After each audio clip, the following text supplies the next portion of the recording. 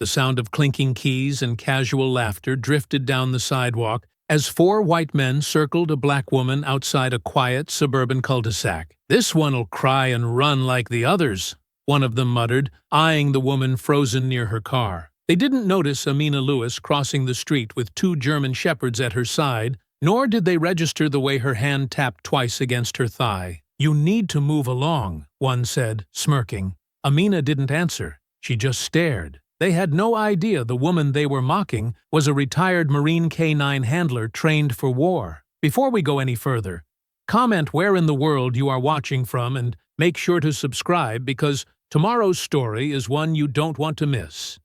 The sun hung low over the rooftops, casting long shadows across manicured lawns and trimmed hedges.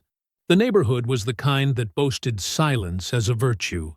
Cul-de-sacs that curved like question marks, driveways scrubbed clean of oil stains, and mailboxes all matching in their dull, regulation black.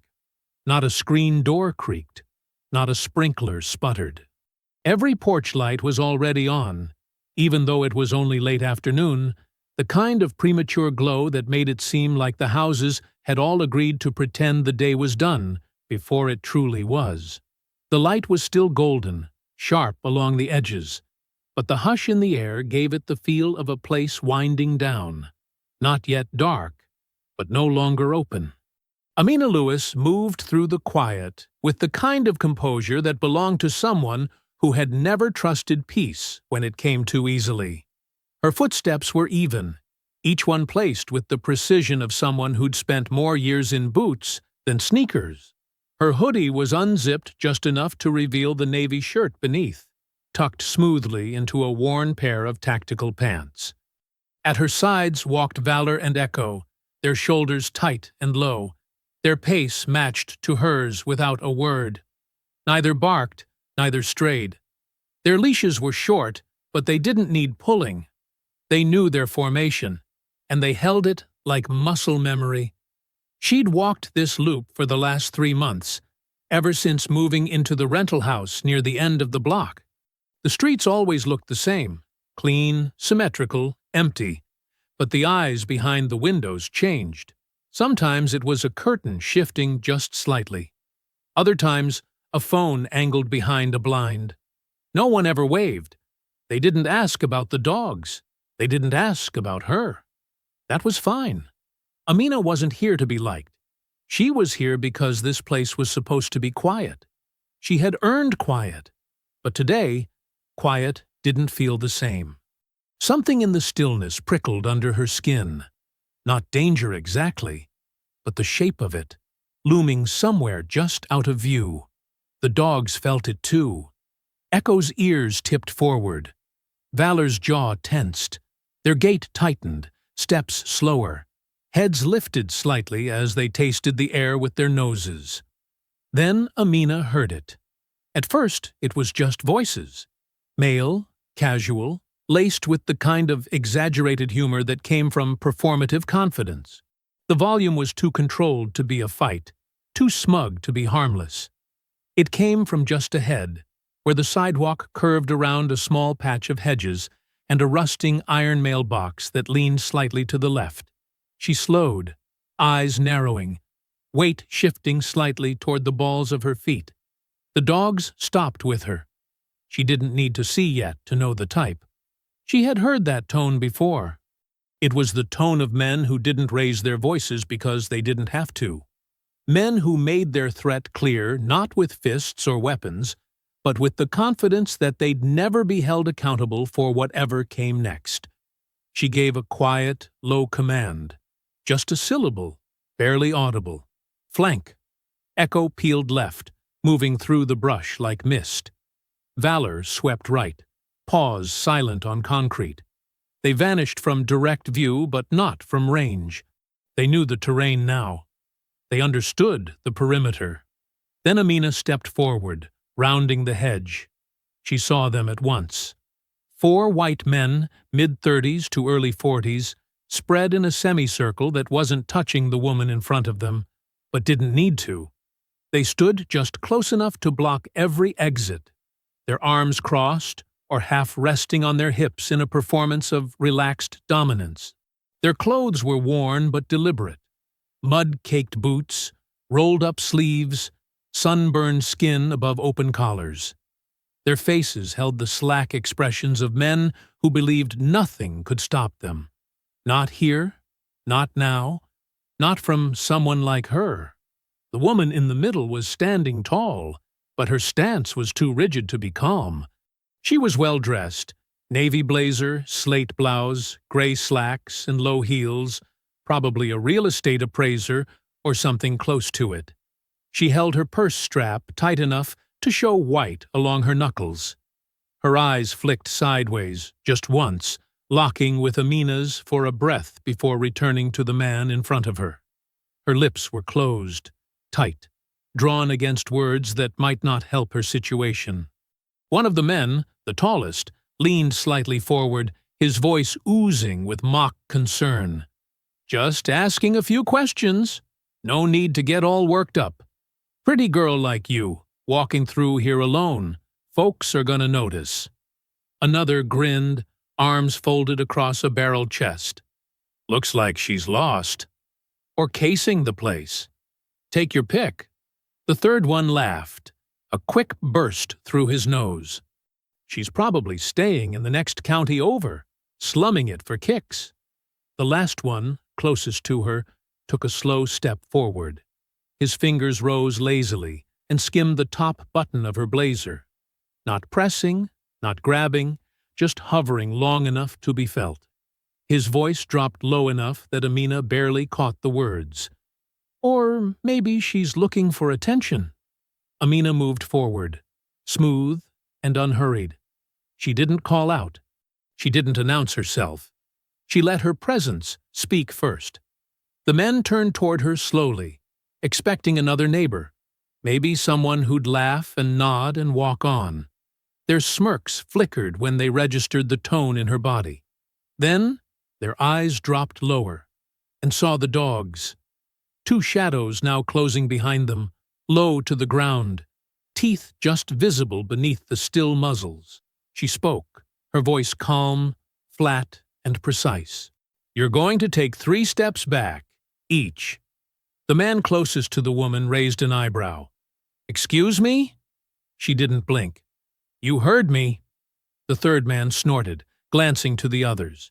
"You've got to be kidding. It's a theme today." "Must be some club," another added. "Women with dogs and an attitude. More like uppity women who think walking a couple dogs makes them tough," the first man muttered, just loud enough for Amina to hear. She tilted her head slightly, then moved 1 step closer. Echo edged forward from behind them, lips curling just enough to flash teeth without a sound. Valor mirrored him on the opposite side, tail rigid, head low. Amina didn't raise her voice. "One more time. Step away from her. Now." Instead, the tallest man pulled a small folding knife from his pocket, not flipping it open, just letting the gesture hang there like a dare. "Lady, I don't think you understand what kind of neighborhood this is." Amina stared at the blade, then at the man's face. She wasn't measuring risk. She was measuring sequence, distance, timing, reaction speed. She knew the numbers. She had run them 1,000 times. 2 seconds to launch. 3 targets within 5 feet. Dogs on command. No warning shots needed. Her fingers moved near the clasp on Valor's leash. The dogs held position, still statues charged with energy, and the air snapped tight. Across from her, the woman hadn't moved, but her breath had changed. She was waiting. The men were shifting now, not laughing anymore. The one with the knife dropped his smirk. His eyes flicked to the dogs, to Amina's hands, and to the exact space between them. Amina's tone dropped further, almost into a whisper, but not weak, just deadly certain. "If you want to find out what I'm trained for, keep talking." Nobody moved. Then one of them, shorter, wider, red-faced from the sun or something stronger, broke the silence with a forced laugh that didn't quite reach his eyes. "Lady, you need to calm down. You don't scare anybody." He looked toward the man with the knife, nodded once, and that was all it took. The man lunged, fast and low, the blade flashing as he charged straight at Amina's left side. She didn't step back. "Echo!" she said, clear and clipped. The air cracked open. Echo exploded forward in a single, controlled burst, intercepting the man mid-surge with a velocity that knocked him off balance before he had time to adjust his grip. The dog's jaws clamped down just below the elbow of the knife arm, wrenching the forearm sideways with a snap of power so fierce the blade spun free, bouncing once on the concrete before skidding to rest in the grass. The man screamed, not loud, not high-pitched, but raw, broken, panicked, the kind of sound that came from a place below pride and well past surprise. He staggered, trying to shake the dog loose, but Echo held firm, weight forward, back legs planted, his snarl rising from deep in his throat like a rising storm. The man dropped to one knee, flailing at Echo with his free hand, but the dog adjusted his grip, twisting his head to torque the joint further. Amina moved in parallel, stepping just past Echo as if they were part of the same mechanism. Her boot struck the man's shoulder with surgical precision, driving him flat to the pavement. She didn't pause. Her eyes were already scanning for the next threat. It came from behind. Another man rushed her from the right, flannel shirt soaked in sweat, fists raised, thick arms swinging with the clumsy rage of someone who'd never lost a fight. He didn't start. He came in hard and high, aiming for her head with a wild haymaker that would have snapped bone if it landed. It didn't. Amina dipped under the arc, letting the punch pass over her shoulder, then pivoted and drove her elbow directly into his lower ribs. She heard the grunt before she felt the collapse of his center. As he stumbled, she snatched his wrist and spun, twisting him into a tight joint lock that dropped him hard to the ground. His back hit with a thud, air leaving his lungs in a gasp that barely made it past his teeth. He tried to roll. She let him. Then she struck again, knee first, into his side, sharp and fast. He cried out, curling instinctively, arms drawn in. She planted a forearm across his throat and leaned in close, not to whisper, not to taunt, just to make sure he understood. "I warned you." She stood, quick and clean, not even winded. Echo still had the first man pinned. The man's face was pale now, blood seeping around the punctures in his forearm, the knife nowhere near his reach. His voice was hoarse from screaming, begging the dog off, muttering that he was done. He was done. He was done. Echo didn't let go, not until Amina gave the release command. 2 words spoken sharp and low. "Let him." Echo disengaged, stepping back in one swift motion, teeth bared but no longer locked. He returned to Amina's side, posture tight, tail stiff, ready for the next.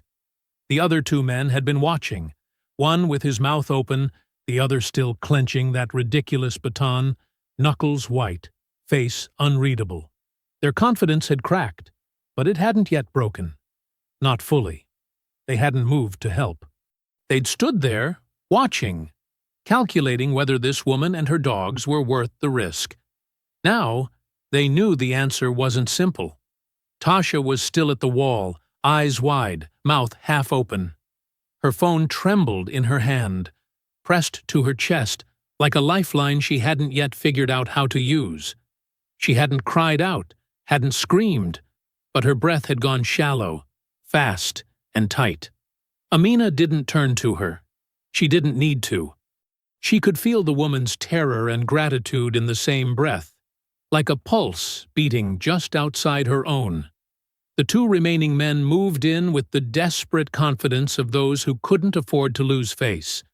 Their mouths had gone still, their bravado drained by the wreckage on the sidewalk, their 2 friends groaning in the dirt, one bleeding, the other clutching his ribs and wheezing through clenched teeth. But something darker had taken their place. Not fear, not yet. More like the sharpness of men raised to believe they had the right to finish what they started. Amina didn't wait.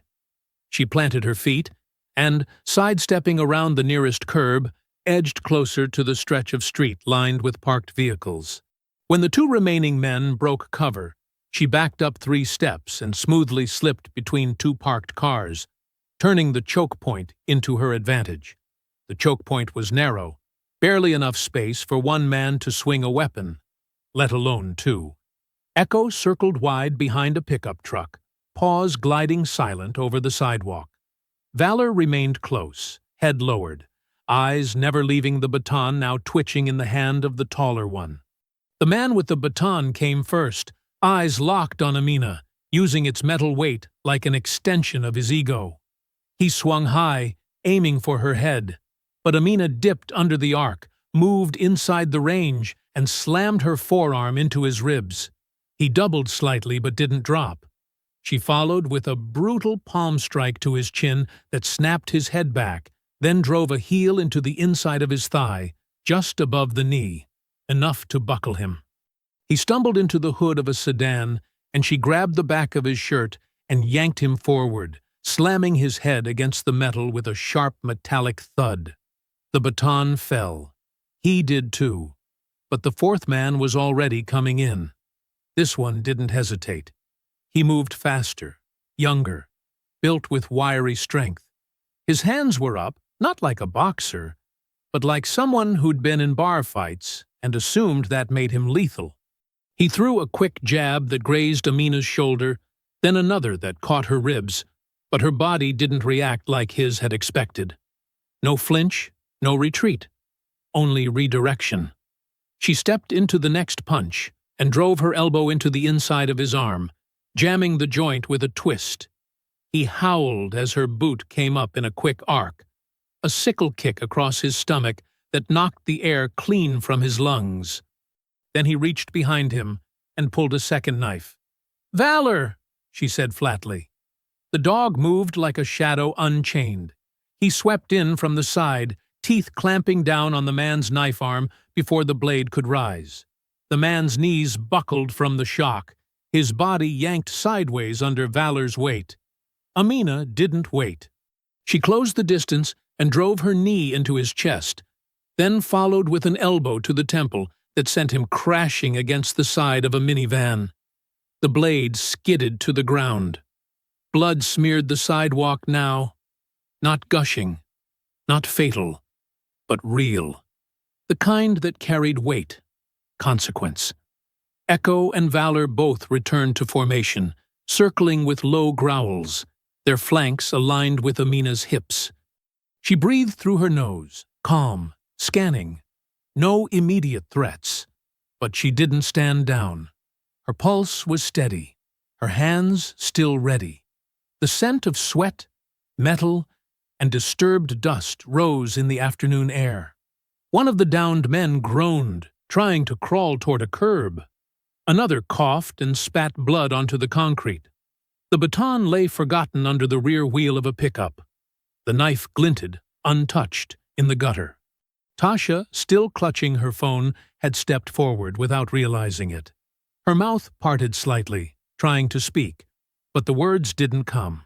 She glanced toward the nearest man, still conscious, barely, then looked at Amina. "I can call someone," she said, voice dry, uncertain. "You just did," Amina replied without looking at her. "They'll be here."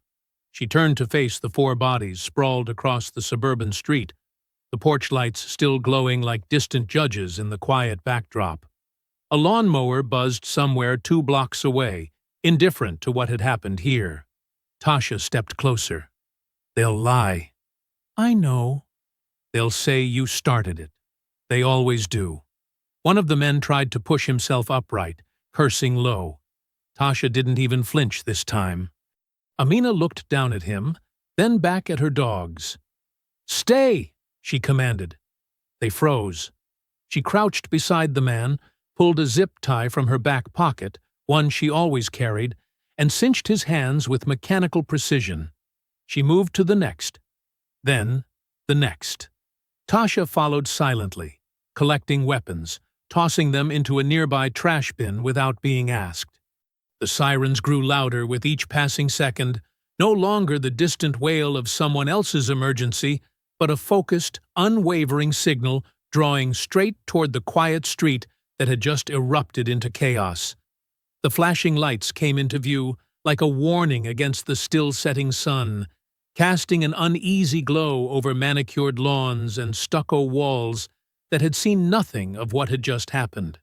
The moment stretched thin as tires squealed against the curb and doors flung open before the cruisers had even fully stopped. 3 patrol cars forming a jagged line across the street, like a barricade that had come too late. Amina gave the signal without speaking twice, her tone steady and trained, as the command fell from her lips in one clear breath. Heel. The dogs moved instantly, slipping back to her sides with the same discipline they'd carried through deployments and drills, their bodies tense but controlled. Their ears turned toward the vehicles as more officers stepped out and scanned the scene with practiced, suspicious eyes. Echo remained just behind her left leg, while Valor took the right, both still as stone, but ready to move with the smallest cue. As officers fanned out around the scene, Tasha twisted free of the wall's shadow and stepped forward to stay close to Amina, now standing slightly behind and to her right, ready to back her up.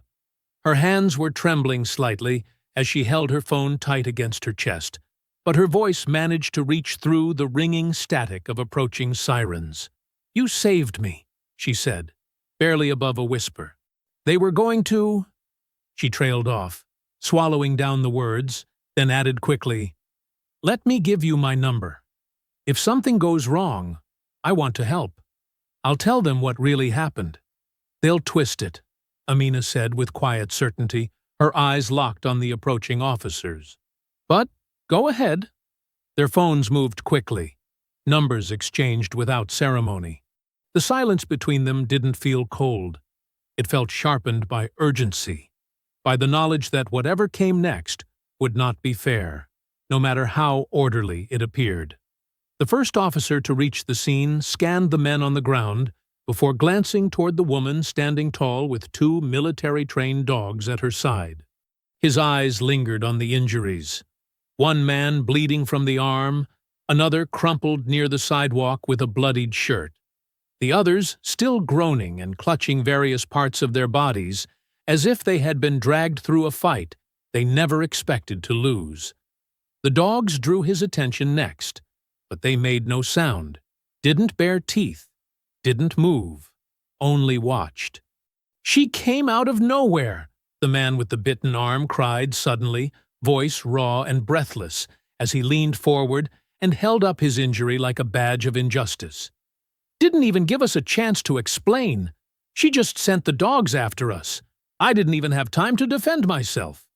Another man, face streaked with sweat and dirt, chimed in from his crouched position near a utility box. "She said we didn't belong here, called us names.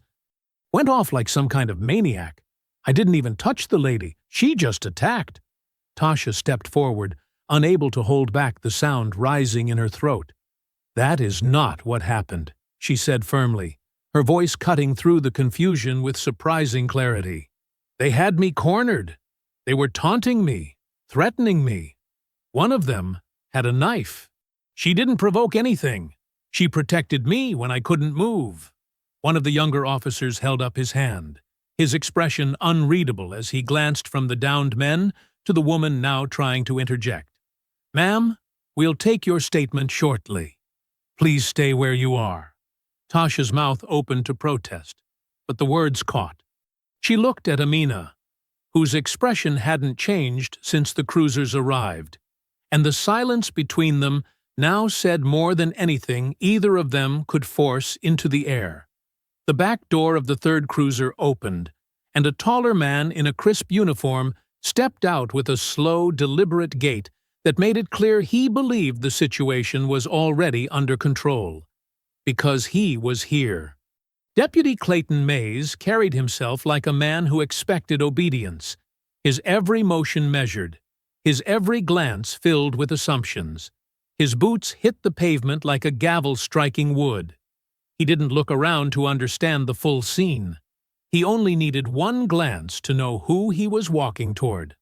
"Well, well," Mays said, as his eyes settled on Amina. "Didn't expect to see your name cross my desk again. Guess we'll find out if all that Marine training holds up in court." Amina said nothing. She didn't need to. The slight tilt of her chin and the way her eyes locked on his told him she wasn't afraid, even if she was outnumbered. "She was defending me," Tasha said again, louder this time. "They're lying. You have to look at the knife. There's one in the grass and she never touched it. She only stepped in when they were about to." Mays glanced at her, the way a man might glance at a gnat on a windshield. "We've received multiple eyewitness statements and injury reports," he said, his tone slick and professional. "We'll take your version of events, of course, but for now, we're detaining this woman for questioning. Based on the severity of the injuries, she'll be booked on assault charges and reckless use of trained animals. If there are additional charges, they'll be added later." "There's a camera on the corner house," Amina said calmly. "The footage will show the knife. It will show everything." Mays gave a slight nod, one that didn't quite conceal his smirk. "If it exists, it'll be reviewed during the investigation." He motioned toward one of the officers who approached Amina slowly, cuffs already drawn, expression tight but unreadable. "I'm not resisting," she said evenly, then turned with mechanical precision, her wrists presented without struggle. The officer moved in, securing the cuffs around her wrists with a tightness that didn't bruise, but left no room for comfort. Amina didn't react. "You can't arrest her," Tasha insisted. "You're making a mistake." "No, ma'am," Mays said over his shoulder. "We're following protocol." As one officer approached the dogs, Echo let out a deep, chest-rattling growl, low and clear, a sound that spoke of warning rather than aggression. Valor remained still, eyes locked, every muscle ready to spring, but disciplined. "Stand down," Amina said softly. Both dogs obeyed, rising with rigid form and allowing themselves to be led toward a separate vehicle that had pulled in behind the cruisers. As Amina was guided toward the patrol car, Tasha tried once more, stepping forward even as her hands trembled. "I'll call someone. A lawyer. I'll do whatever I can." Amina paused before ducking into the cruiser, her body still upright despite the pressure at her back. She met Tasha's eyes with a look that was not resignation, but preparation. "I know you will," she said quietly. The door closed behind her. The cruiser rolled forward. The world outside blurred slightly behind the tinted glass, but her focus didn't waver. She sat straight, shoulders squared, watching the neighborhood vanish behind her. Not in defeat, but in calculation. This wasn't the end. This was just another fight. One she would win the same way she always had. One step at a time. One fact at a time. One lie, broken, at a time. The fluorescent lights above the intake corridor buzzed with a steady, colorless hum, casting their pale glow over scuffed tile floors and chipped corners of aging drywall. The sounds inside the precinct were subdued, but not quiet. Phones rang 2 rooms over, a copier churned without urgency, and somewhere deeper in the building, an officer's boots moved rhythmically down a hallway. It was the kind of noise that pretended to be background, but settled inside your chest, like weight. Amina stood still in the processing room, her wrists uncuffed, but her presence still watched. 2 officers worked around her, one tapping on a terminal, the other sorting through the contents of a sealed evidence bag that now held her phone, her wallet, and the nylon harnesses that once rested across Valor and Echo's shoulders. She had already been fingerprinted. Her mugshot had already been taken, twice, once head-on, once from the side. No one had spoken to her beyond orders. No one had asked a question that suggested context or care. She had not resisted. She had not spoken. But the stillness she carried into that room was not compliance. It was endurance. The dogs had been taken almost immediately after she arrived, separated and loaded into a city animal control van that pulled up just minutes after she did. She had watched them through the narrow window of the cruiser as they were led away by handlers who didn't understand what they were holding. Echo had looked back just once, eyes locked with hers until the vehicle turned the corner. Valor hadn't looked at all. His loyalty was forward-facing, always. Officer Derek Ames sat at a nearby desk, half-turned from his monitor as he scanned the incoming report with furrowed brows. The details didn't match the scene he'd arrived to. 4 men claiming unprovoked assault, one with a torn bicep, another with bruised ribs, all insisting they were victims of some rogue handler who set military dogs loose in a public space without warning. The phrasing was too polished, the sequence too clean. The way the report was written, it sounded like the woman had ambushed a group of unarmed men and disappeared back into the bushes like a specter of violence. But it didn't align with what he'd seen. He clicked through the internal case file, stopping at her name. Sergeant Amina R. Lewis, former United States Marine. Multiple commendations. K-9 unit specialist. Overseas deployment log that read like a war map. Fallujah, Kandahar, Ghazni. Honorably discharged. No prior arrests. No misconduct on record. In fact, her last official notation was a commendation for safely disabling an IED with her dogs while under direct fire. Ames stared at the screen for several seconds longer than necessary, reading and rereading the lines, not because he didn't understand them, but because the distance between that version of her and the one in holding didn't make sense. Across the station, Amina sat inside a narrow holding cell made of pale gray cinder block and steel. The bench beneath her was bolted into the wall, the chill of it seeping into the backs of her legs as she leaned forward with her elbows resting on her thighs.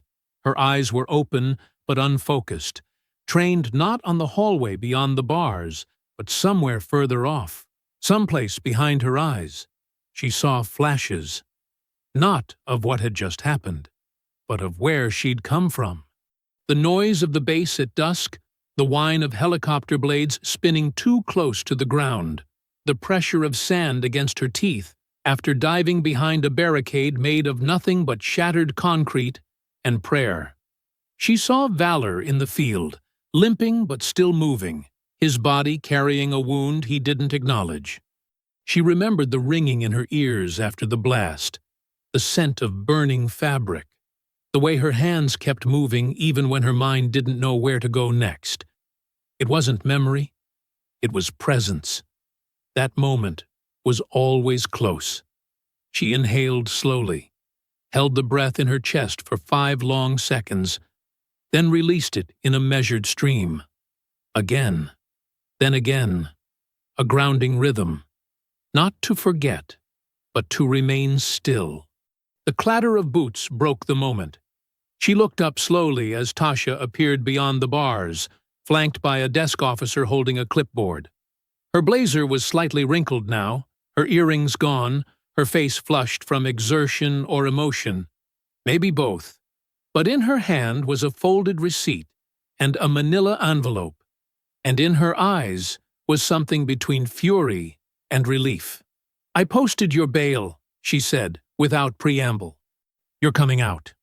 Amina rose without a word. The officer unlocked the door and stepped aside, and the 2 women met just outside the threshold. Tasha looked at her, really looked at her, trying to gauge what kind of storm might be building behind that quiet exterior. Amina nodded once in thanks, but the tension hadn't left her shoulders. "They said the gang submitted footage," Tasha continued as they walked together, voices low beneath the hum of passing officers. "But it's edited. You're not in half the clips. They blurred the dog command, cropped the approach, it makes it look like you just attacked them for no reason." Amina didn't stop. She kept walking until they reached the exit corridor, then turned slowly toward the door, the muscles in her jaw flexing just once. "They came looking for a fight," she said finally, her voice a slow current beneath stone. "Now they've found one." And as she stepped into the fading light outside the precinct, the evening air wrapped around her like a second skin, cool, heavy, and waiting. She didn't speak again as she and Tasha made their way across the lot. The sky had shifted since she entered the station, its late afternoon glow giving way to that long golden hush just before night claimed everything. Shadows stretched longer across the pavement, but her steps never faltered. Tasha walked a half step behind, uncertain whether to keep pressing or to respect the silence. But Amina made the choice for her. "Take me to the shelter," she said, her eyes still facing forward. The local animal control facility sat just off the interstate, a squat brick building with barred windows and a security light that buzzed more than it shone. The front desk clerk barely glanced up as Amina approached, her paperwork in hand and tone sharp, but not raised. A supervisor was called. There was tension in the air, protocols referenced, a few sideways looks passed between staff, but in the end, her name was on the release. And that was all that mattered. They brought the dogs out one at a time. Echo came first, his nails clicking across the tile with careful steps, eyes sweeping the room the moment he entered. He saw her before anyone else, ears flattening for just a breath, then rising again as he moved straight toward her. He didn't bark. He didn't whine. He stopped inches from her boots and sat without being told, his eyes steady, his breath calm, as if his body was waiting for confirmation that this wasn't another test. Amina crouched and let him sniff her hand before resting it against his shoulder, firm and grounding. Valor followed next, less dramatic, but no less focused, his body pressing lightly against her leg with the silent pressure of reassurance. Both had lost nothing in discipline, but the strain in their posture spoke volumes. They didn't understand why they'd been separated. They only knew they hadn't failed. That mattered. Back at her house, the door closed with a soft clack behind them. The dogs paced the living room briefly, then settled near the couch where her go-bag sat, unopened beneath the window.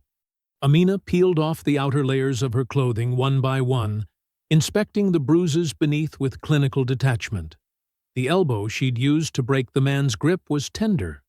The muscle along her side pulsed in response to deeper bruising from a rib shot she'd absorbed without flinching, but nothing was broken. Nothing she hadn't managed before. She stood before the bathroom mirror and ran water over her hands, watched the bruises turn darker under the fluorescent light, and then turned away without bothering to clean further. Pain, after all, was familiar, but this wasn't about healing. This was about tracking. She sat on the edge of her bed and opened an old contact list that hadn't been touched since she left the Marines. No names, just numbers and code words. She didn't need names. The men and women on that list weren't people you looked up. They were people you remembered. 2 calls went unanswered. 1 went straight to voicemail. The 4th picked up with no greeting. "I need a background check," she said without introduction. "Ray Brewer, possibly connected to an unregistered gang operating inside the county under a civilian watch front. Known associates wear patriotic insignia, likely using social clubs to mask militia recruitment." The voice on the other end gave a low breath, followed by 2 words. "Still looking for fire?" Amina paused, then replied, "Only if I have to light it myself." 20 minutes later, she had what she needed. Ray Brewer, 45, former private contractor dishonorably discharged after a failed overseas operation tied to illegal weapons transfers. No convictions, but a long trail of dropped charges and lost evidence cases spanning across 3 states. Known to operate on the edge of militia movements and local survivalist chapters, most of them unregistered. Owned a small landscaping company that existed mostly on paper, paid cash under a dozen fake LLCs. Had been under state watch twice for suspected domestic extremism. Both times closed without escalation. Last known property listed under an alias matched an abandoned lumber mill just outside town. That was all she needed. By early evening, she had tracked one of the men from the assault, the younger one with the knife, who now walked with a slight limp, to a strip mall on the south side, where he picked up a bag from a side alley and drove a dented white pickup straight to the mill. He didn't see her tailing him. He wouldn't have known how to look. She parked 2 blocks out and went the rest on foot, sticking to the edges of the tree line, flanking low past rusted fence posts and vines that climbed through broken beams and shattered windows. The place wasn't guarded, at least not visibly, but it had been used recently. There were fresh tire tracks in the gravel, cigarette butts piled in an old paint bucket, and a narrow slit of light glowing from what looked like a second-floor office window. Amina watched from the brush and began mapping. 2 exits, no visible cameras. 1 broken back door, barricaded but not locked. Inside, movement, shadows pacing slowly, backlit by the shifting amber of old halogen bulbs. Laughter once, low and slurred, the sound of boots scuffing against old wood, the echo of something metallic being dropped and picked up again. Her mind started pulling the structure apart like a blueprint, building the route from entry to confrontation, from observation to dismantling. She whispered a single word to the dogs beside her. Stay. And as they lowered into the grass, eyes locked forward, she began the next phase. The moon had risen halfway across the sky by the time Amina returned to the house, its silver light casting narrow shadows through the blinds that fell like quiet stripes across the hardwood floors. The air outside had cooled, thick with the scent of pine and damp earth, but inside her home the atmosphere felt sharpened, focused. The quiet was no longer restful. It was preparation. She moved without turning on the lights, letting muscle memory guide her through each drawer, each tucked-away crate where old gear had waited untouched since the day she folded her uniform for the final time. She retrieved the equipment slowly, methodically. 2 lightweight tactical harnesses, field-calibrated earpiece, infrared clicker, leather-bound pouch of scent-marked decoys, and a field baton she hadn't used in years. Each item brought a different memory to the surface, but none strong enough to interrupt the rhythm of her work. Echo and Valor watched from the kitchen doorway, heads tilted, ears twitching, as if they could already sense the shift in her posture. She didn't call them. They came on their own, sitting before her with the unspoken readiness that only time and trust could build. They hadn't forgotten what the gear meant. Neither had she. Outside, the backyard offered just enough cover, tree-lined on 3 sides, unlit, with natural dividers of hedges and stones that allowed her to recreate the kinds of environments they had once worked in daily. She moved through it now, with the same slow, silent cadence she had used overseas, stepping over patches of gravel and soft soil, her feet avoiding brittle leaves and loose debris with unconscious ease. The moonlight glinted off the clasp of Echo's harness as she tightened it. Then Valor's, each buckle snapping closed with precision. She gave the first command, low and clipped. Search. They fanned out wide, not running, but sweeping. A deliberate formation meant not to find an enemy, but to restore their own sense of rhythm. Amina tracked their progress by the subtle sound of rustling brush, the nearly silent snap of twigs disturbed under careful paws. She followed in their wake, setting decoys along fence lines and between broken planters, marking them not with scent, but with the small metal clicks that both dogs had learned to associate with threat. She tested their reaction times next. Silent signals, alternate paths, modified cues, and every time they responded not just with accuracy, but anticipation. Valor crouched low at every signal shift, tracking shadows that weren't there, his entire frame coiled with a steady alertness that mirrored her own. Echo leapt a 2-foot barrier without hesitation, circled back when prompted, and stopped short of the final decoy with perfect body control. This wasn't just training, it was remembrance.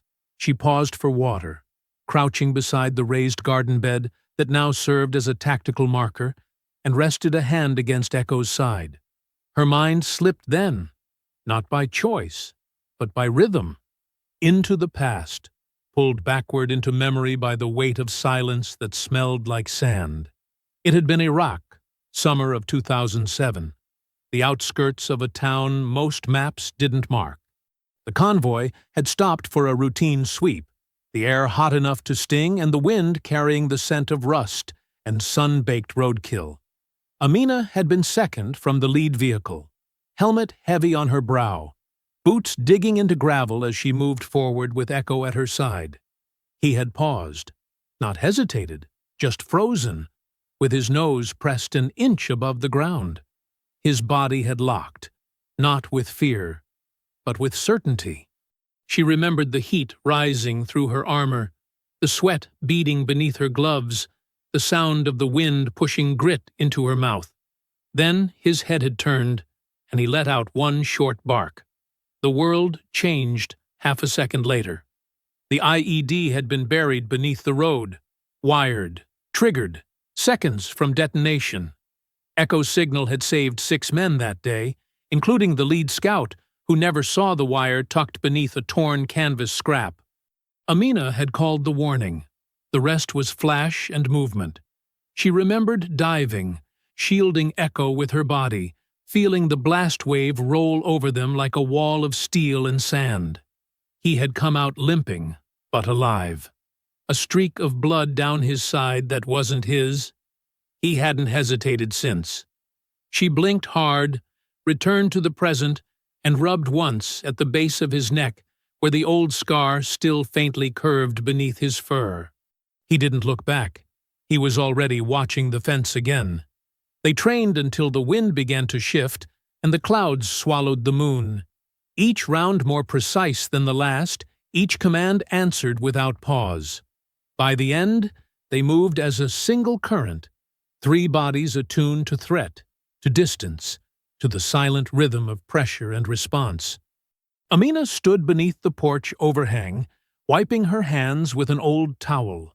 The dogs now seated at her feet, their breath still heavy from exertion. She didn't feel tired. She felt sharpened. The mill was waiting, and they weren't going in unprepared. The night air carried the scent of pine, rain-soaked soil, and rusted metal as Amina moved through the tree line with the silence of someone who had studied the terrain until it breathed with her. The lumber mill stood ahead, half swallowed in shadow, its rusted siding gleaming faintly under the silver hue of a cloud-stripped moon. The structure no longer looked abandoned. It looked occupied in the way that dens are when predators sleep inside them. A yellow light flickered in one upper window, the only sign of movement besides the muted sounds of a radio playing low inside, distorted by distance and warped insulation. She crouched beside a drainage ditch near the rear fence and pulled out the wire cutter from her thigh pouch, testing each snip for noise before working through the bottom row of sagging chain link. She didn't crawl through. She didn't rush. She shifted forward like water might, body angled low, limbs precise, her bag snug against her back, the dogs remaining behind the perimeter under a firm whisper of command. They wouldn't need to enter tonight. This was reconnaissance, not confrontation. By the time she reached the utility box on the north end of the building, her gloves were already on, and her movements had slowed to a fraction of their daytime speed. The panel's rusted lip gave just enough resistance to test her patience, but not enough to stop her. Inside, The wiring was sloppy. Copper bends twisted and rerouted by someone who likely fancied himself an expert without ever passing a certification. Her hands moved with fluid confidence as she located the primary breaker, sliced through the insulation shielding with a hooked blade, and reconnected the live wire through her portable loop charger with enough delay to knock out power for 15 seconds. Just enough time to shift the house into confusion. Just enough to make sure the cameras, if any, went blind for the stretch that mattered. The moment the lights cut, she moved. She crossed the gravel yard to the side loading door, already marked in her mind during the last stakeout as half-rotted and poorly latched. It yielded to her shoulder with a gentle groan that she absorbed with a layered cloth to muffle the sound. Inside, the air smelled like gasoline, sweat, and old lumber. The scent of human presence was heavy. Cooked meat, cheap tobacco, the faint chemical sting of solvents spilled and never cleaned. It was a scent she had known in places far more dangerous than this. She crept along the wall, using her infrared monocular to trace heat signatures upstairs. 3 men in the main room, another pacing by a window in the side hall. Their voices rose in fragments, laughter sharp and unguarded. She really thought she was going to walk out of that like nothing happened. Dogs and everything. Like some kind of soldier for hire. Did you see her face when the cuffs went on? Thought she was unstoppable. That's the best part. They all think they're unstoppable until they're in a cage. You think the dogs are still alive? I hope they're not. Animals like that don't belong in public. Laughter followed again. Careless, unfiltered. The kind that bloomed in places where consequences never reached. Amina didn't react. She simply lifted the recorder from her vest and pressed it on, the small green light pulsing once before disappearing into the fabric. She recorded every second, stepping slowly toward the stairwell, camera angled for distance audio. She didn't need to get close. The room's insulation was thin, and the acoustics bounced just right off the exposed rafters. She moved next to the far end of the hall, where the long oak table sat cluttered with gear. Flashlights, half-full bottles, cell phones, and a few weapons left out like trophies. She reached into her pack and retrieved the device, its casing no bigger than a palm, the pin already loosened but not pulled. She placed the flashbang at the far corner beneath a tangle of cords, then tucked a crushed soda can over it to mask the shell's curve. It wouldn't harm them, only scatter them. That was the point. With the timer set to a 15-second trigger once armed, she stepped back, adjusted her footing, and retraced her entry with the same patience she had come in with. She moved past crates marked with phony cereals, overboards warped by rain and time, and out into the open night once more before finally slipping back under the fence and into the dark belly of the woods. She didn't look back. She didn't need to. The flashbang detonated 2 minutes later, sending a thunderclap through the surrounding trees and a shock of white light that burst through the mill's window like lightning. The startled shouts came immediately after, tangled in panic and confusion.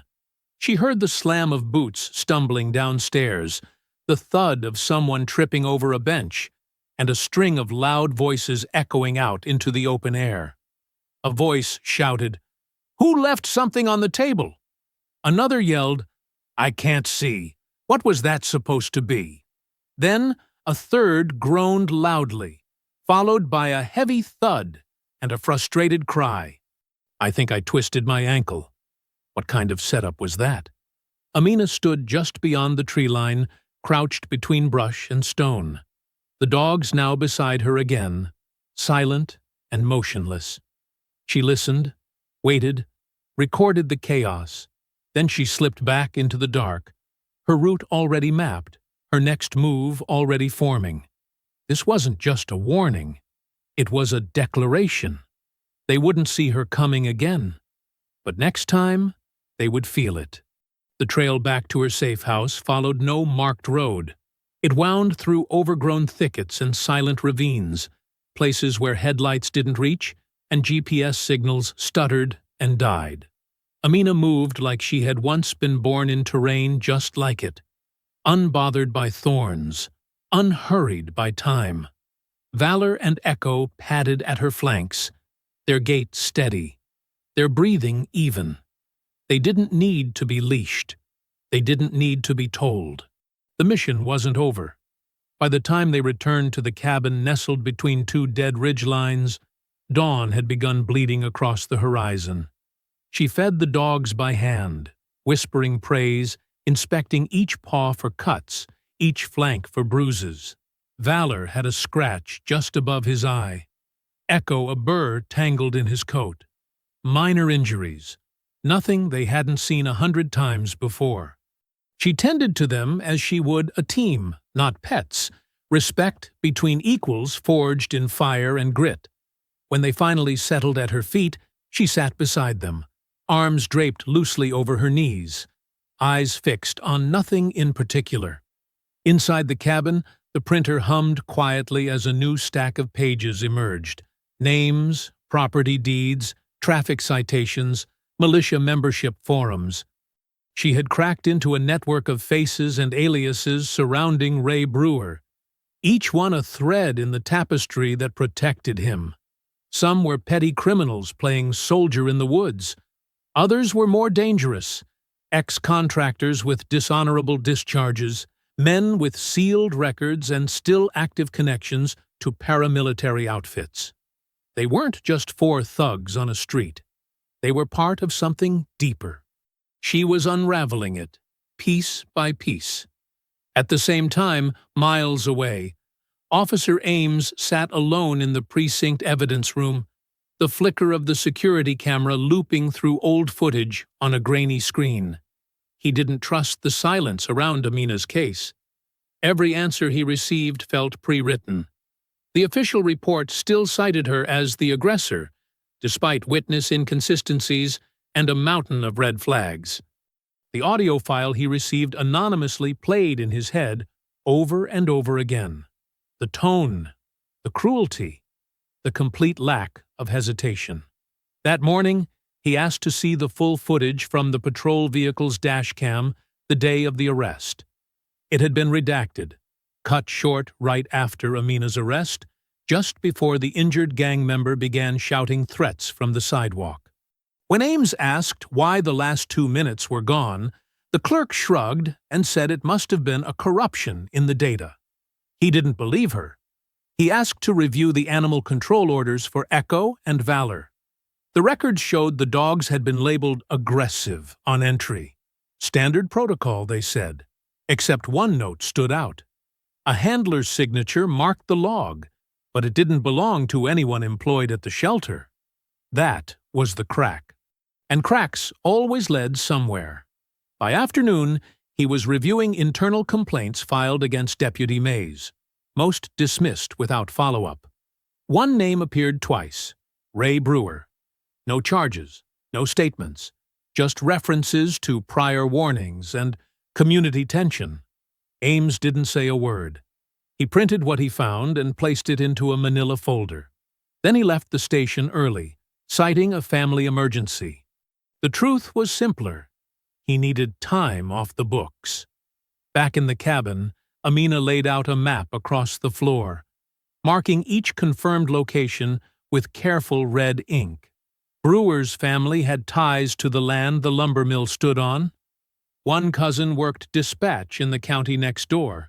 Another ran a so-called veteran outreach group that didn't actually have a single registered veteran on record. And yet, for all their camouflage, she had eyes on them now. More importantly, she had rhythm. The crew moved in routines, morning drives, midday pickups, late-night gatherings with the same vehicles parked outside each time. They rotated patrols like men expecting trouble but not understanding how it would arrive. She made her next decision without flinching. The next strike wouldn't be a warning. It wouldn't be a prank. It would be an exposure.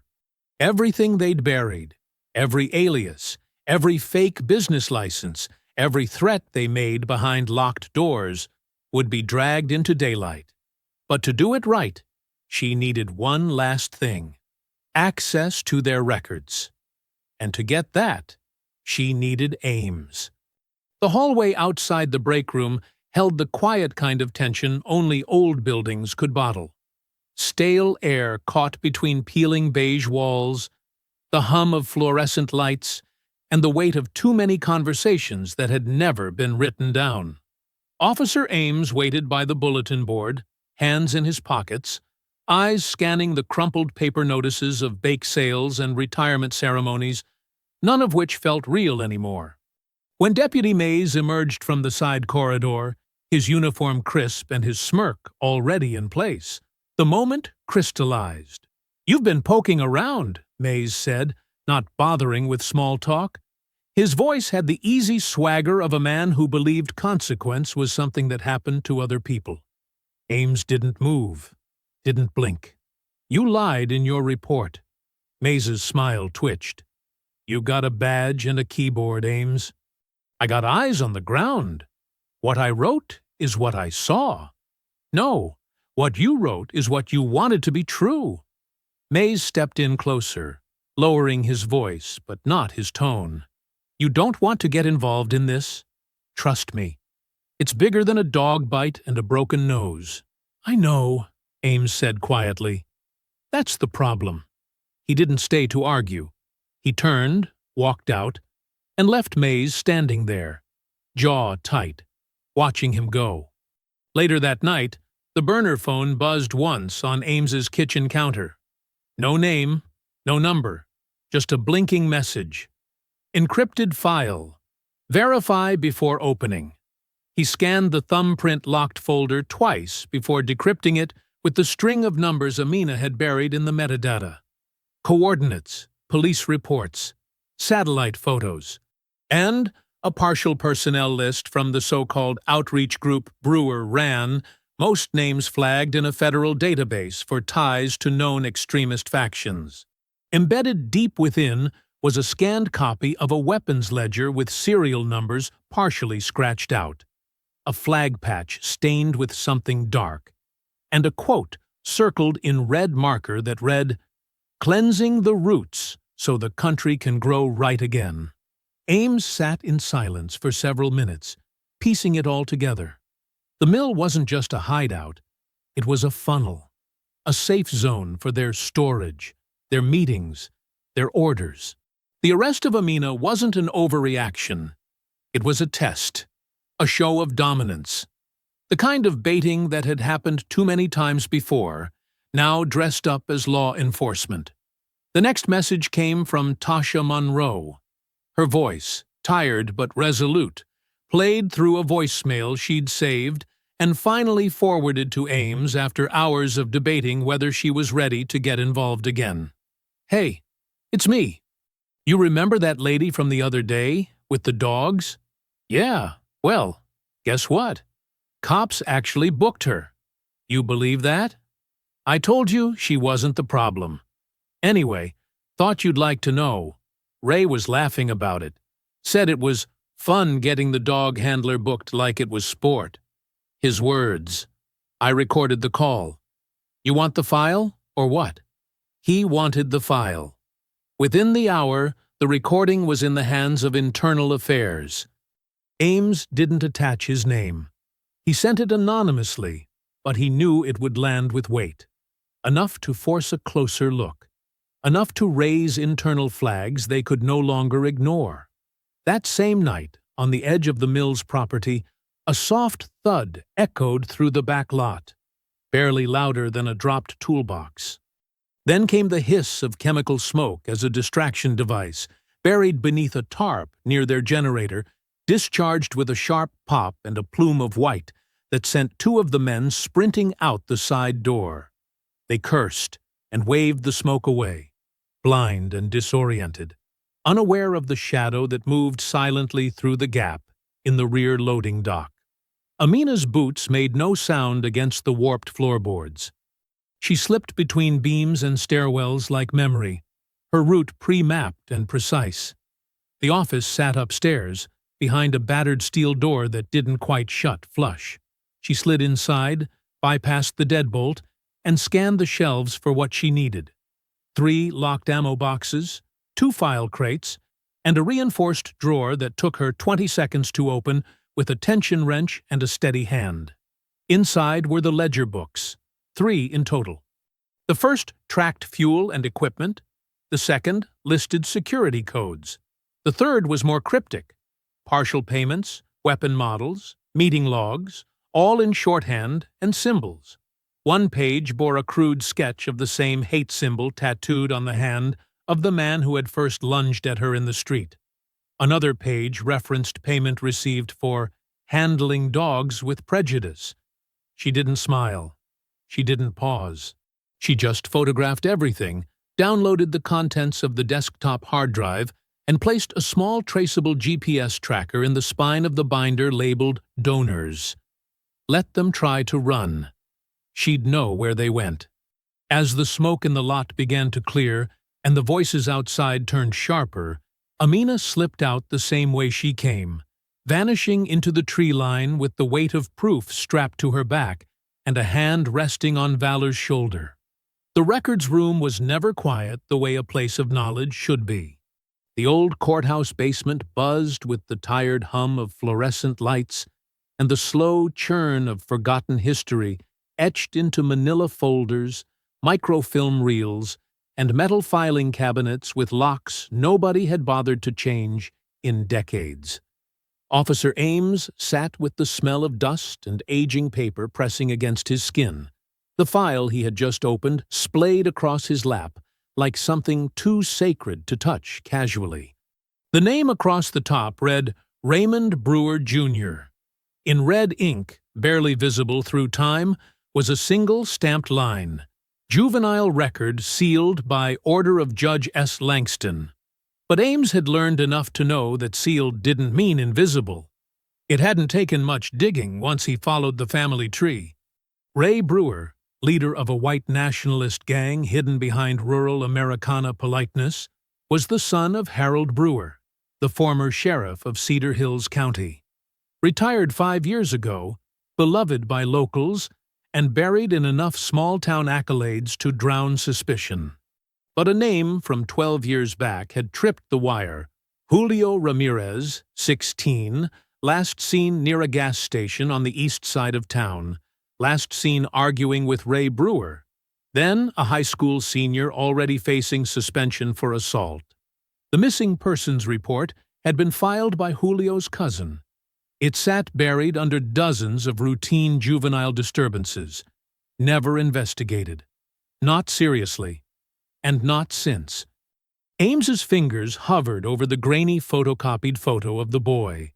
Thin frame, sharp eyes, a jaw set with that quiet defiance that never had a chance to harden into adulthood. The case had vanished like so many others had, choked by the roots of power left untouched for too long.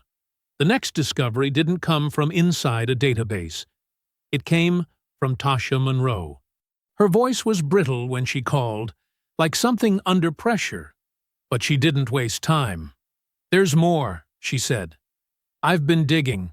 Old blog posts, community boards, little things people delete when they think no one's watching. I found a post from Julio's aunt. Said she heard Brewer bragging about shutting him up back then. Nobody believed her. The post is old, archived, but it's still there. I sent you the link." Ames didn't ask how she found it. He just opened it, read it twice, then started tracing the post's origin. The deeper it went, the more it confirmed what Amina had already begun to sense: that Brewer and his crew weren't just dangerous, they were protected, cultivated, systemic. That same night, Amina stood in the darkened corner of a junkyard that reeked of oil and old rust, the skeletal remains of engines and chassis piled around her like metal gravestones. The man in front of her, sweat-soaked and breathing through a split lip, leaned back against a stripped-out truck cab, his eyes never leaving the black mass of Valor and Echo, standing only a few feet from him. She didn't raise her voice.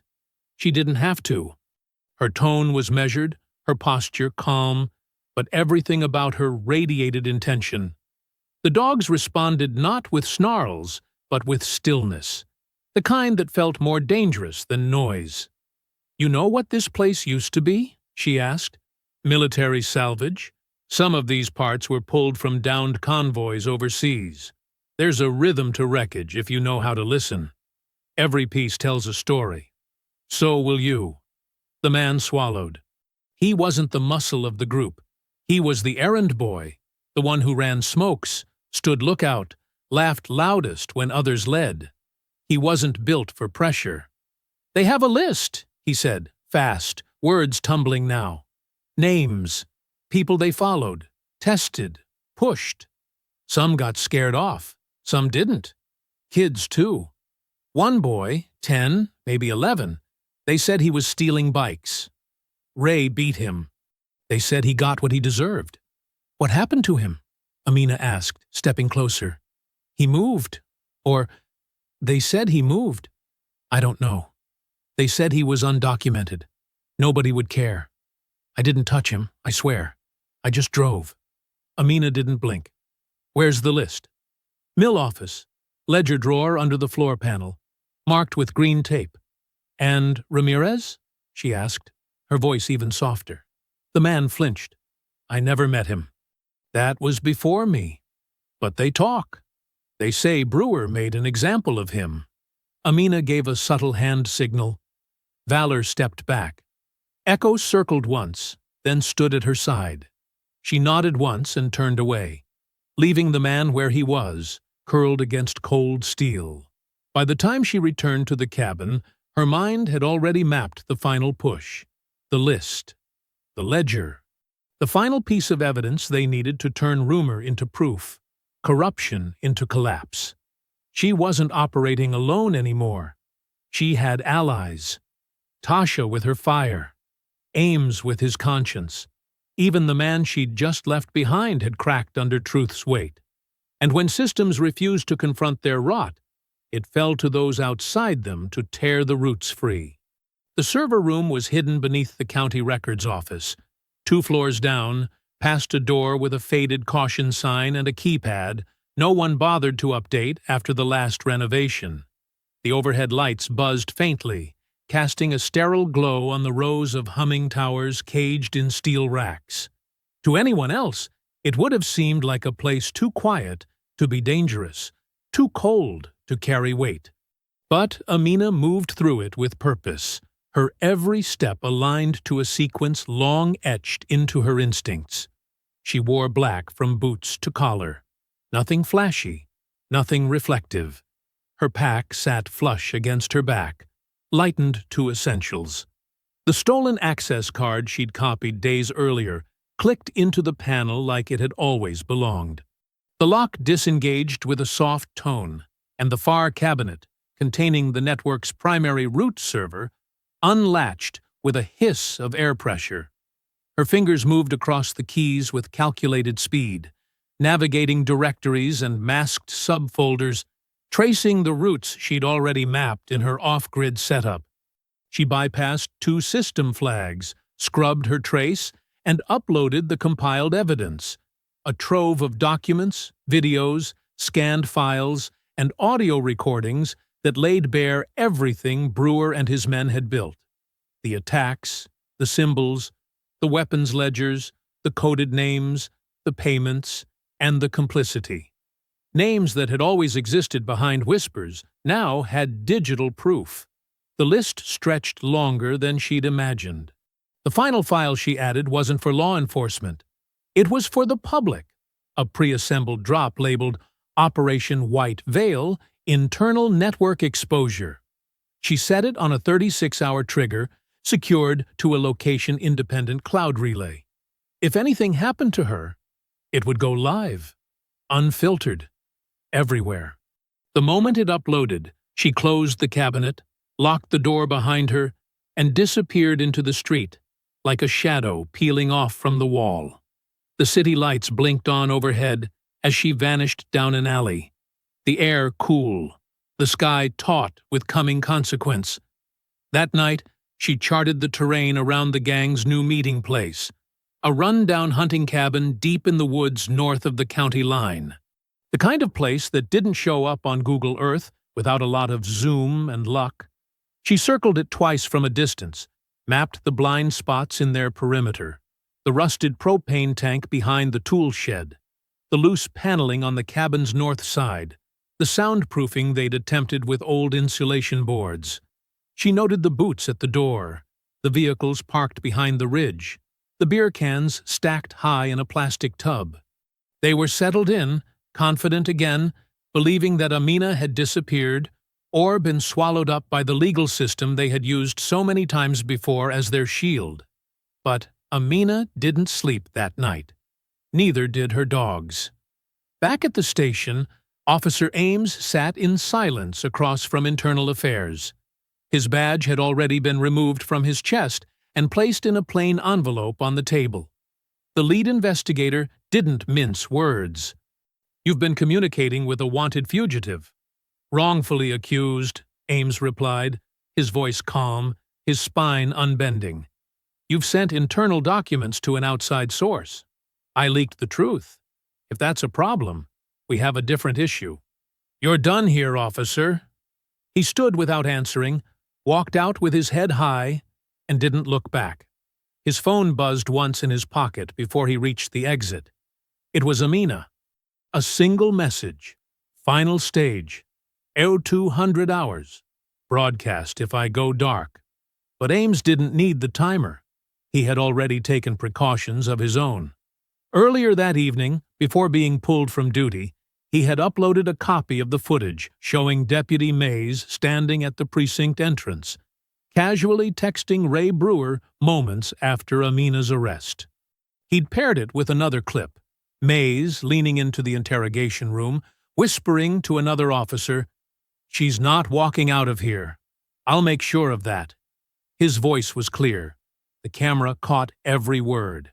The entire package had been sent to a journalist Ames trusted, a veteran from the war who now ran an underground investigative podcast focused on exposing hate groups embedded in law enforcement. The journalist didn't ask for confirmation. He simply responded, "I've got it. If you vanish, the world hears everything." Meanwhile, in the deep quiet of her cabin's back room, Amina knelt beside Valor and Echo, checking each harness, testing each strap, touching their foreheads as if sealing a pact. Her tools were packed. Her routes were memorized. And her voice, though silent, rang like tempered steel. It was never about revenge. It was about exposure.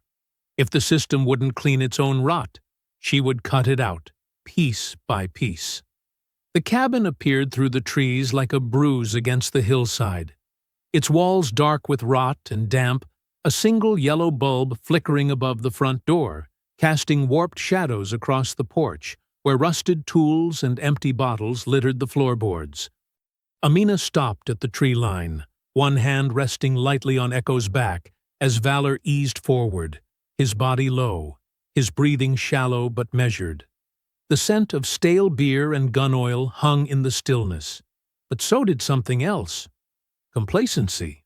She scanned the perimeter first, eyes sweeping across the truck parked at an angle near the shed and the careless sprawl of extension cords leading to a generator coughing behind the building.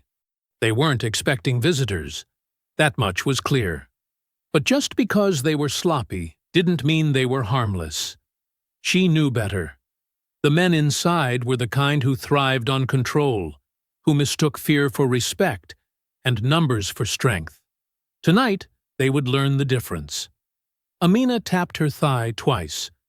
Echo vanished into the dark, cutting wide toward the rear, while Valor slinked toward the side entrance, staying low beneath the broken gutters. She followed between them, a silent current moving through shadows, her footfalls absorbed by wet soil and pine needles. At the edge of the porch, she paused, crouched, and waited. Inside, someone knocked over a bottle. Laughter followed, then a voice slurred with the weight of cheap whiskey. Oh, she screamed like a stuck pig. You should have seen her run. Another voice grunted in response, but it was closer, just beyond the door. Amina counted her breath, then her options. She reached for the small switch on her belt, pressed it, and a thin arc of current flickered to life at the end of her stun baton. It hummed with quiet promise. From the other side of the cabin, Echo gave a low signal bark, one short chuff. Contact made. The side door creaked open. A man stepped out with a cigarette in one hand, a pistol holstered against his hip, and the kind of swagger that came from not knowing you were already marked. Before he even noticed her, Valor lunged from the shadows and slammed into his legs like a battering ram. The man buckled instantly, the cigarette flipping out of his mouth as he crashed onto his back with a scream muffled by Echo closing in fast. Amina moved in tandem, gripping the baton and driving it into the side of his ribs before he could reach his weapon. He convulsed once, then dropped, twitching, still conscious but incapable of reaching his sidearm. From inside, someone shouted, "What the?" Amina was already moving. She rolled through the open door, landing behind a broken recliner as one of the gang members, a thick-necked man in a stained hunting vest, drew a knife and charged. She didn't hesitate. Her boot met his knee in a snapping sidekick that sent him stumbling, and as he swung wildly at her with the blade, she caught his wrist, redirected the force, and slammed his hand against the wall hard enough to hear bone crunch. The knife dropped. She spun, caught his arm under her own, and used his momentum to throw him backward into the coffee table, which exploded under the weight of his landing.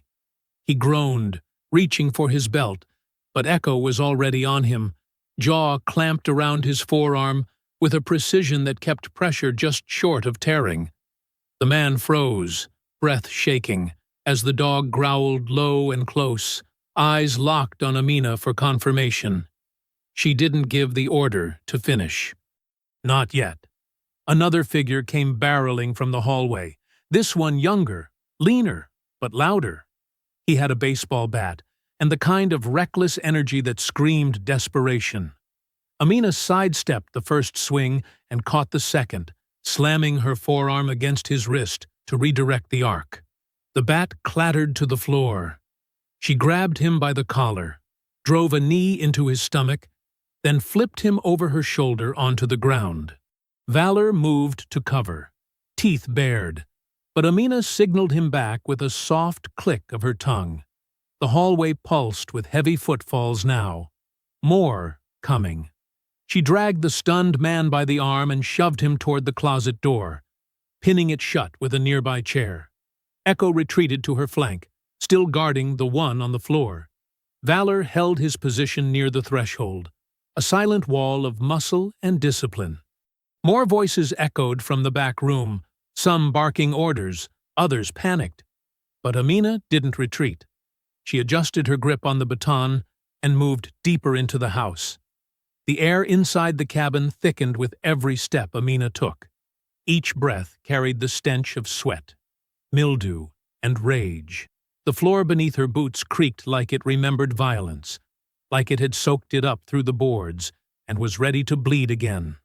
Behind her, Echo paced tight to her left, ears pinned forward, while Valor stayed slightly ahead, tracking every sound like a wire drawn taut. From the back room, something crashed. Furniture shoved aside, a man cursing, a door slamming open against the wall. Brewer had heard the chaos. He knew someone had come for him. But he didn't know it was already too late to run. Amina raised her hand, palm flat in the air. Valor dropped to a low crouch, Echo slinking behind the broken hallway arch. Amina stepped forward, calm and fluid, the stun baton humming faintly in her grip. The hallway narrowed toward a doorway framed in warped wood, and just beyond it, she saw the flicker of movement, a flash of denim, the glint of a holster, the sound of breath held too long. Then, the door flew open. The first man charged, yelling something slurred, swinging a hammer like it was an extension of his anger. Amina didn't sidestep. She stepped into him. The baton arced in a tight crescent, struck the inside of his wrist, and his grip shattered. She caught the hammer mid-drop and drove the butt of it into his ribs. The breath left him in a bark, and before he could double over, Echo surged past her in a blur of muscle and fury. The dog's weight took him off his feet, crashing him through a sagging bookshelf that rained splinters and moldy paper. Two more came behind him, moving together, one with a tire iron, the other with a jagged hunting knife. They didn't hesitate. They saw a lone woman in a hallway and thought numbers meant victory. They didn't see the signal. Amina's left hand flicking once, low and tight. Valor moved like lightning, teeth snapping around the wrist holding the tire iron, dragging the man sideways into the wall with a sickening thud. He screamed, but it cut off into a gurgle as Amina spun into the second man, caught his elbow mid-strike, and twisted his arm until the knife dropped between them. She slammed him into the doorframe, then drove her knee up into his gut twice before he dropped, coughing blood and bile. The hallway was a mess of groans and debris now, but none of it slowed her. The dogs moved with her, trained for years to operate in unison, sweeping corners, guarding flanks, waiting for cues as if they could read her mind. The backroom door was closed. Only one man left now. The one she came for. She stepped over the bodies, eyes locked ahead. Echo growled low. Valor's body tightened beside her. And then the door opened, slow, deliberate. Ray Brewer stood in the center of the room, a pistol in one hand and a blood-stained crowbar in the other. His lip was split. Maybe from earlier, maybe from fighting one of his own. His eyes were wild but not confused. He knew who she was now. He remembered the dogs. He remembered her voice. "You think you're a hero?" he said, words rolling off his tongue like spit. "You're just another angry animal looking for a cage." Amina didn't speak. She clipped the baton to her hip and stepped forward with her hands empty. Brewer's smirk deepened. "You want to dance? Fine. Let's see if that uniform ever taught you how to bleed." He tossed the crowbar aside and rushed her. The impact was brutal. His shoulder struck hers like a battering ram, driving them both back against the far wall. Amina twisted out, breaking the angle, and slammed her forearm across the side of his face. He staggered, then swung wide with a hook. She ducked, swept his leg, and brought him down hard onto the warped floorboards. He rolled fast, tried to get behind her, and they crashed together into an overturned desk. The drawer snapped off. Something metal skidded across the floor. His knee drove into her ribs, and she grunted, but didn't yield. Her elbow caught him in the jaw again. 1, 2, sharp and angled. And blood burst from his mouth. He grabbed her throat with both hands, snarling now, teeth bared. She dropped her weight, used her hips to pivot, then locked one arm around his elbow and drove them both sideways. They hit the wall. She twisted, broke the choke, then landed a savage headbutt that rocked his balance. Brewer tried to reach for the gun he had dropped near the edge of the dresser. "Echo!" she barked. The dog lunged, teeth clamping around Brewer's forearm before he could reach the weapon. He screamed, high and guttural, and Valor closed the gap too, snapping his jaws inches from the man's neck. "Down!" Amina said. The dogs froze. She straddled Brewer's chest, slammed his hands flat to the ground, and brought her knee down to pin his sternum. "You called this a game," she said, breath measured but burning. "You made people bleed for your amusement." Brewer didn't stay down. With a grunt drawn from someplace deeper than pain, he jerked his arms free in a burst of desperation, catching Amina off balance just long enough to twist his hips and throw her off. She hit the ground hard, shoulders slamming into a support beam, her body briefly stunned from the impact. She rolled fast, trying to regain position, but Brewer was already moving. He threw himself on top of her, fists swinging, wild and full of panic, the weight of everything unraveling behind his eyes. One punch caught her cheekbone, splitting the skin clean. Another landed square against her ribs. The breath sucked out of her lungs, but she didn't cry out. Pain was information. She read it, adjusted. She tried to reach the baton clipped at her hip, but his knee pinned her arm, crushing it against the splintered floor. He snarled, grabbing a shard of broken wood nearby, raising it like a crude dagger. That was the moment the dogs moved. Echo broke from the frozen stance with a flash of white teeth and muscle, launching herself into Brewer's side. The impact knocked him clean off Amina, his scream echoing through the small room as the dog sank her teeth into his shoulder and dragged him backward across the warped floorboards. Valor surged next, flanking from the other side, his growl low and sustained like a warning issued from something older than language. He didn't bite, but he pressed close, trapping Brewer's legs, forcing him flat, overwhelmed on every side. Amina rose slowly, wiping blood from her mouth, her breathing steadying again as her pulse slowed just enough to think clearly. She approached them, her silhouette framed against the flickering bulb overhead, body marked with bruises but unshaken. "Hold," she said, and the dogs froze again, lips curled but obeying. Brewer writhed beneath them, face pressed to the grime, still panting, still trying to summon words that wouldn't come. Amina crouched beside him, grabbing the back of his collar, dragging him out the side door and into the yard, where the rain had turned the soil to thick, wet clay. The air outside was cooler, wind gusting through the trees like breath over a wound. She shoved him into the mud. He tried to scramble up, slipping twice before managing to get to his knees. She stood over him, drenched and silent, one hand resting at her side, the other clutching the recorder now smeared with blood and dirt. "You don't understand," Brewer gasped, voice cracking. "It wasn't supposed to go this far.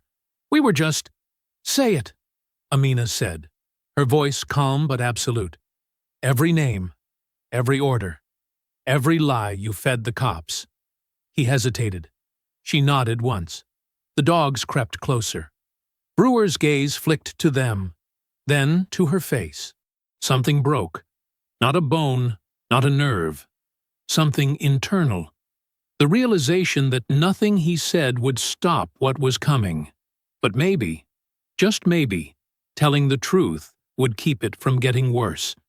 He looked up at her, lips trembling, his body heaving from the effort of just staying upright. "It was me," he rasped. "I told Mays to lock her up. I knew the footage was fake. We staged it. Said it was a good way to scare the locals, make them stay in line." Amina didn't blink.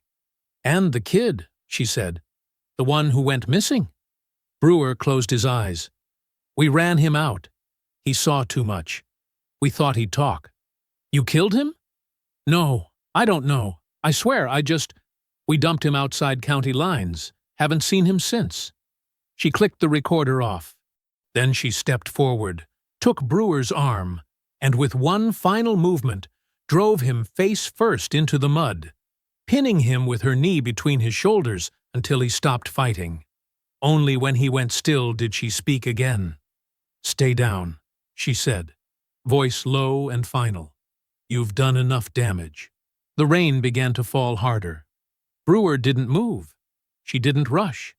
The weight of what came next needed to be felt, not hurried. With steady hands, Amina moved through the cabin one last time, binding wrists with nylon restraints and tearing a bedsheet into strips for gags. One by one, she pulled the remaining gang members out into the clearing, their clothes smeared with dirt and defeat, their bravado long stripped by the sound judgment of consequence. Brewer went last, dragged through the mud like the final truth exposed to air. By the time she was done, The dogs stood poised beside her once more. Valor by the lead, Echo at the rear, flanking the silent chain of subdued men like guards, escorting prisoners of war. She loaded them into the back of the gang's own pickup truck, tied together and slumped in shameful silence, every window down to let the night witness their ride to reckoning. The truck rolled through town in the early gray of morning, headlights cutting through mist and gravel. Amina drove with one hand, the other resting near the stock of the baton beside her seat. But she didn't expect resistance. Not now. Not after the confession. The drive to the sheriff's office passed without incident. No sirens, no flags, no warnings. Just a quiet wake building behind her, a town on the verge of learning what it had allowed to fester behind back porches and polite fences. When she pulled up to the sheriff's office, the scene was already set. Officer Ames stood at the steps, hands at his sides, flanked by 3 members of Internal Affairs and a swarm of reporters with tripods and notepads, twitching with anticipation.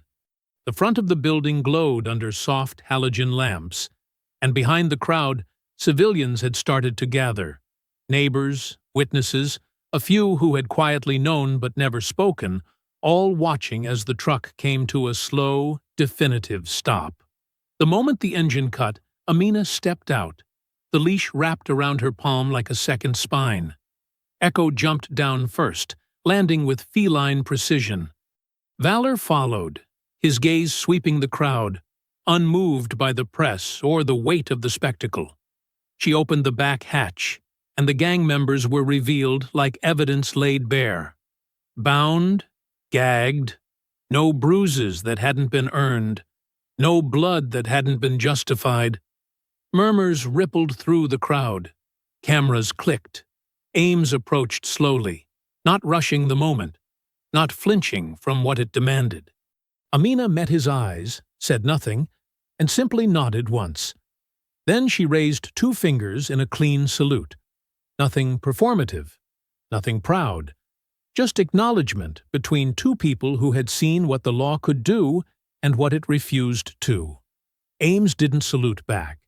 Instead, he stepped to the press table beside the door and reached for the weatherproof speaker already wired in. A small device waited beside it, Amina's recorder, the confession still fresh in its memory. He pressed play. Brewer's voice filled the air, shaky, cornered, unmistakable. "It was me. I told Mays to lock her up. I knew the footage was fake. We staged it. Said it was a good way to scare the locals." The crowd stiffened. "We ran him out. He saw too much. Dumped him outside county lines." The murmurs turned to voices, sharp and questioning. And then Ames spoke, voice level but clear. This was recorded last night, on location at a known militia hideout. Before anyone could speak again, movement to the left of the building drew attention. Deputy Mays had cracked the side exit open, slipping one boot out onto the concrete, thinking maybe he could duck out before the worst of it landed. But 2 IA agents were already in motion. They crossed the lot fast, one flanking the door, the other drawing cuffs in a practiced arc. Mays didn't make it 2 steps before his arm was pinned behind his back, the sharp clack of the restraints echoing across the lot like punctuation. Gasps swept through the crowd. A few camera flashes lit up his face. No more smirks now. Amina stood still beside the truck, one hand resting lightly on Valor's shoulder, the other on Echo's neck. The dogs didn't move, didn't bark. They sat like carved statues, watching it unfold with the same steady presence they had held through war zones, through training grounds, through every trial that had made them more than animals. They were witnesses now, too. Brewer and the others were pulled from the truck by uniformed deputies brought in from neighboring districts, their faces pale and streaked with fear, their bodies bent under the weight of the public eye. No one stepped forward to defend them. No one pretended not to know. Ames turned to the crowd. "There will be a full investigation. internal and criminal. The department will cooperate completely.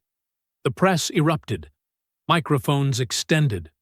But Amina didn't wait for the storm. She turned, gave one last nod to Ames, and walked back toward the truck with her dogs at her heels.